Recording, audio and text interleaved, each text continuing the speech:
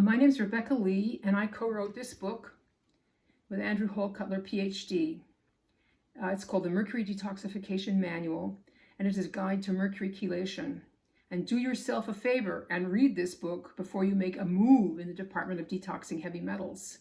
There's a lot of really bad information on the internet and in doctors' offices too, and it's easy to get hurt and hurt badly. It has been fascinating for me to watch the events that have been unfolding for the last few years. The cathedral, which is what some call the pharmaceutical hospital universities cartel, has really gone over the top. I guess they have had so much success up until now that they don't even disguise anything anymore. Or perhaps it's just a case of a monolithic machine churning on doing its thing. That some players want even more centralized control and the whole thing to be run by artificial intelligence and algorithms. That really astounds me. The evolution of awareness of some of the big doctors and big scientists has been really something. Some of these guys have been those products that must not be named developers, executives for pharma companies, writers and editors of scientific journals, actually full-time members of the cathedral. And they have been bopping along in the paradigm with not a thought in the world. Then they start saying things like, this current product that must not be named is a terrible product. It is different from the other ordinary products that must not be named that have always been part of the cathedral. Those have a long track record and have saved countless people from infectious diseases and death. Because of this current bad product that must not be named, those poor credulous mothers are going to lose faith, and the regular product that must not be named program will be destroyed.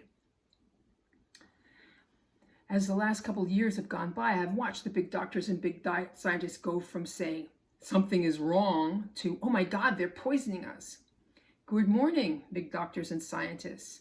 In the mercury poison community, we have known that for a while. Some of us got poisoned 50 years ago from our dental work and have been dealing with the autoimmune diseases, the digestive dysfunctions, the psychiatric diagnoses, the chronic pain and fatigue and everything else all this time.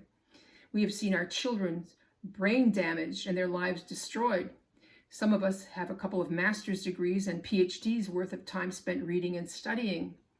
All we have got so far is crickets or kindly condescension.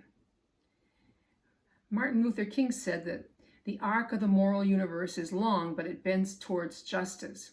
I think that is true, but perhaps a cold comfort to the mother whose son got brain injured and has to wear a helmet because he beats his head against the wall, or to the father of the young man whose psychic suffering was so intense he committed suicide.